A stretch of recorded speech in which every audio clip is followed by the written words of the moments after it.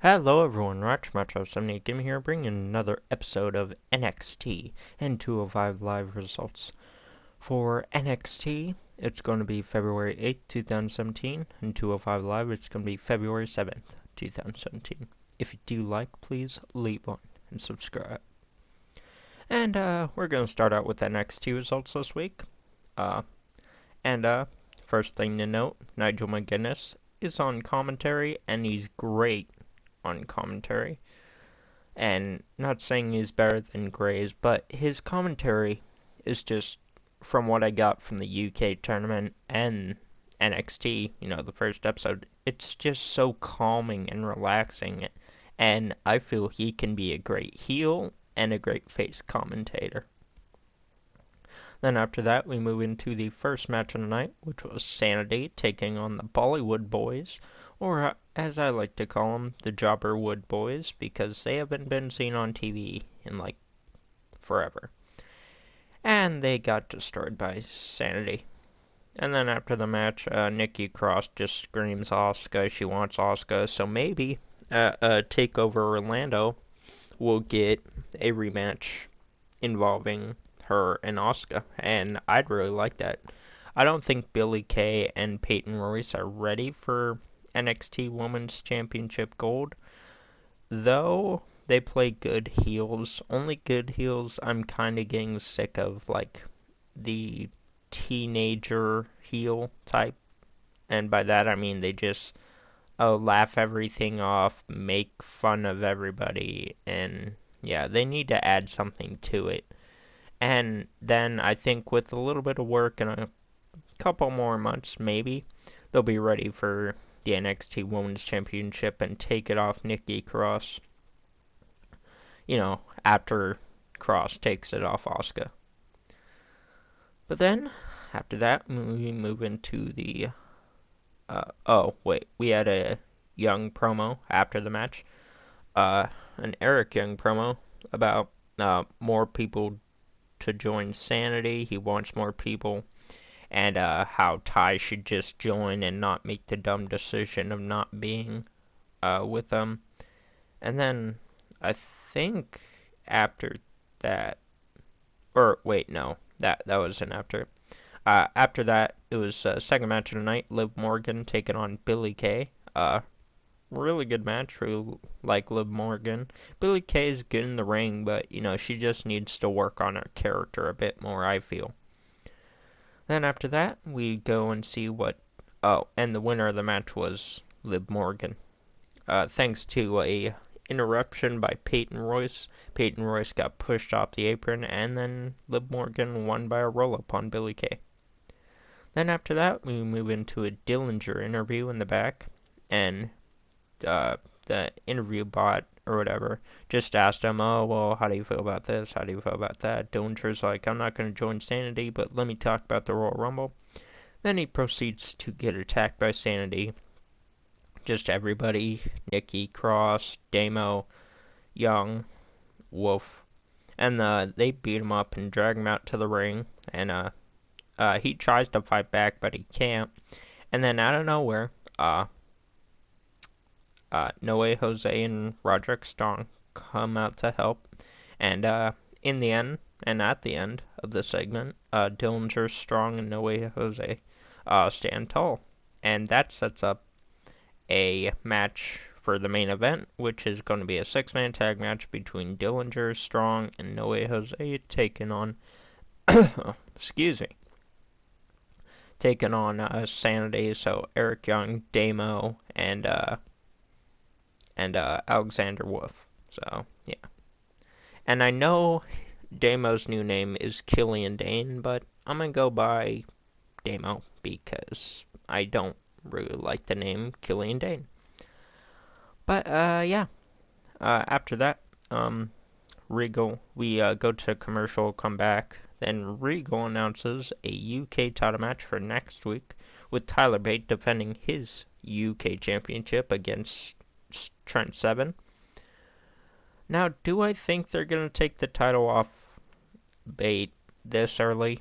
No, but I feel that Seven will have a really good match and a really good showing of like him being able to deal with Tyler Bate. And I think one day, maybe something, if Tyler Bate's still champ or if someone else is champ, Trent Seven will be able to take that title off and everybody will pop. Then, after that, Kay and Royce interrupt Regal and demand a match with Morgan, and Regal gives them a match for next week. But Liv gets to choose a partner of her choosing, so it's going to be a tag match. Billie Kay and Peyton Royce taking on Liv Morgan, and I can probably assure that it's going to be Asuka. That wouldn't surprise me. Then after that, we have the third match of the night, the Heavy Machinery team of I forgot their name, but Heavy Machinery taking on the Revival. And one question I had at the beginning of this match is, why are the Revival still in NXT? They had a great reign as the NXT Tag Team Champs, and I feel they do not need to fight the Authors of Pain or anything. I think DIY should have maybe have a win with them against the Authors of Pain, and then Authors of Pain take it back after that. Then they have one more match, DIY loses, and then they head up to main, but not on the Cruiserweight, just on the main roster. The Revival, they have done so much for the titles. They made it what it is today. And I don't think they need to have one more match, but maybe after Orlando, they'll shoot up to main either on SmackDown or Raw or whatever. But, after the winner of the match was the Revival. And a really good match between these two. And then after the match, Revival drops a promo about them winning NXT Tag Team of the Year. Then the Revival asked for an NXT tag match against the Authors of Pain. They're basically calling the Authors of Pain, oh, jokes, you can't do this, yada yada. Then the Authors of Pain come out. Then Revival leave, go to the back. Authors of Pain go to the front of the stage. And then Authors of Pain get cheap-shotted by the Revival. And so, that'll be a good match, but, I just don't feel the Revival, they just shouldn't be in NXT. They should have debuted on the Open Challenge segment on SmackDown a week ago, or sometime, whenever that did happen. I feel that would have made a very good impact for them. But who knows? Maybe they'll have one after TakeOver Orlando, and boom, there you go. Then, after that, we had the glorious celebration of Bobby Roode, and it's just Bobby Roode, oh, I'm the NXT champ now, yada yada yada, and yeah. Then after that, we move into the fourth match of the night, which was Ty Dillinger, No Way Jose, and Roderick Strong taking on Sanity. And to start out the match, excuse me, we have Team Ty attacking Sanity, and oh my gosh, excuse me, and just they attack Sanity in the beginning, then it goes to commercial, then it comes back, and then they're still trying to settle things out between the teams. And then to start out the match, Ty pulls in Alexander Wolf, then they fight, and he tags in Strong, and then the match picks up. And just really good ending to the match, I feel. I feel it let everyone's part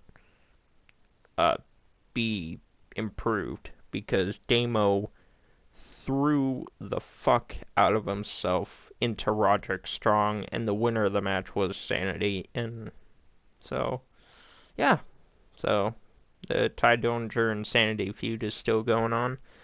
Wonder how long it'll last. Maybe one more takeover with them, and then the Raw after Mania or the SmackDown after Mania.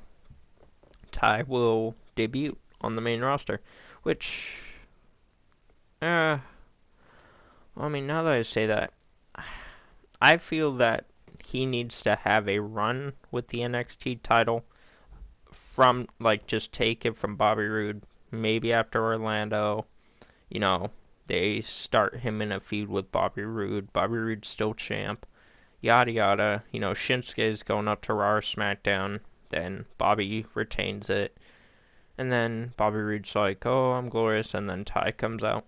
Maybe. I don't know, though. They may even send him up before, he even has the run.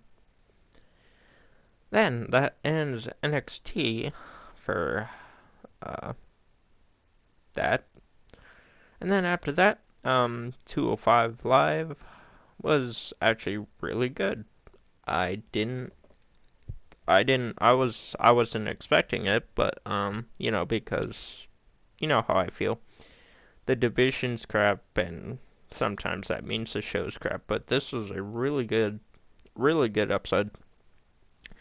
With starting out the episode, we get the announcement that Tony Nese is injured, so he won't be in the Fatal 5-Way. Thank God. I don't like him, and you know my reasons behind that. And then after that, we move into the first match of the night, which will determine the fifth person who will be in the Fatal 5-Way match for the main event. And it was between Arya Daivari and Mustafa Ali. Really good match between these two. And the winner of the match was Mustafa Ali, so that's good on him. I feel Daivari would have been a good choice to be in the match too, and not win it, but just have a strong showing in it. But yeah, winner of the match was Mustafa Ali. Then, after that, we go into the second match of the night, which was Lince Dorado taking on the Brian Kendrick. And before the match, the Brian Kendrick just walks down and basically tells everybody, I'm the gatekeeper. I don't like everybody besides Tozawa, yada yada yada, kissing ass, kissing ass. But yeah, match between Dorado and Kendrick was, man, just so fast paced, and I think they're improving the way and making it more, more exciting the way they're forced to work, because they're not able to work the way they usually do with all the high flying stuff, but they're forced to work the WWE style with them starting at the match with the grapple, yada yada, copy and paste. But I feel they're improving it slightly. But the winner of that match was the Brian Kendrick, and he won by the bully choke. So yeah. Then after that, we have the Brian Kendrick interview about who he has a problem with and everything, and just who he has a problem with in the back and how he does not have a problem with Tozawa. So just basically just repeating what he said at the beginning of the match. And then after that, the Brian Kendrick calls out Tozawa to, just, I guess, welcome him again to the roster. But Tozawa doesn't come out, and instead Tajiri does. And, we're all waiting, and I was expecting a sneak attack. And the camera stares at the Titantron. No one's coming out. Goes back to the ring. Tajiri's right behind Kendrick. And Kendrick turns around and missed in the face. There you go. So Tajiri comes back with a vengeance and gets revenge on the Brian Kendrick for what he did. And yeah, so looks like their feud's gonna return and continue. But I feel the Brian Kendrick should be in the cruiserweight title picture. I mean, I know it was at the beginning because, the whole TJP didn't work out, and yeah. But, yeah. Then, after that, we had a Neville interview about the Fatal 5-Way match, and who he looks to, who he most looks forward to facing from out of this.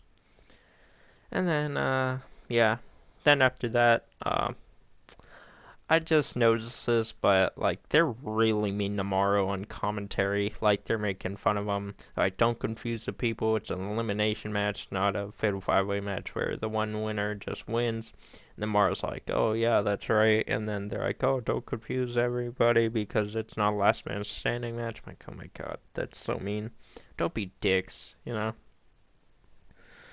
But then after that, we move into the fatal 5-way match, and yeah. Really entertaining match. Really kicked up 205 Live and got the people actually reacting and not how they usually just sit there and, clap their hands. Really. Excuse me. I'm wiping my eye. But then, Gallagher, one spot in the match had Gallagher just being great and amusing when he used the umbrella to Mary Poppins himself and Mary Poppins everyone when he jumped off the turnbuckle and used it to fly down and hit everyone. Thought that was really, just really good entertainment. Then after that, we had the first elimination, which was Noam Dar, which I was really surprised about. I thought he'd be one of the last few to be in the match, or the last part of the last 2 or 3. But, nope. So he's gone first, and I believe he got eliminated by TJ Perkins. So, yeah. Then after that, Cedric does a running Spanish fly to Mustafa Ali, I believe. So he went for the lumbar check on Mustafa Ali, and then it didn't work, and then he threw him against the ropes and did a fucking fantastic Spanish fly. He did that so fast, I was so surprised. And then he goes for the pin, 1-2 kick out. Mustafa's still in. And then after that, we had Cedric getting up on the top rope, then Noam Dar interfering with Cedric, causing him to slip and fall on the turnbuckle. And then TJP eliminates Alexander due to the Dar interruption. And at that moment, I'm like, what the fuck are they doing? TJP will not get over if he wins this. I got so worried. But thankfully, they're not pushing TJP. Thank God. Then, after that, we had Mustafa Ali get eliminated. He got eliminated by TJP. And, yeah. And then we come down to the last 2, which is Gallagher and TJP. And I thought, before the end of the match, I thought they're going to make TJP eliminate Gallagher. I'm like, this isn't a good option. No. But thankfully, they didn't have TJP eliminate Jack Gallagher. They had Jack Gallagher come back, headbutt him, drop kick him, 1, 2, 3. Your number 1 contender for the Cruiserweight Championship at Fastlane is Jack Gallagher. Thank God. I don't think he'll win it in his first match. I think he'll have a good showing, but they could surprise us and have Gallagher win it on his first try, but I don't think he'll win it on his first try, maybe his second try, because I really enjoy Gallagher and what he brings to the division. And, yeah, but really good episode of both NXT and 205 Live. And, yeah. But that's gonna close it out for another episode of NXT and 205 Live. Results: NXT for 1-8-17 and 205 Live for 1-7-17. And if you guys didn't join, you want to see more, please leave a like, leave a comment, and subscribe if you are new. Also follow me on Instagram, Facebook, Twitter, and Twitch. And if you want to see the rest of the playlist, please click the playlist link down below or the annotation on screen at the end of the video. And as always, I'll see y'all in the next one.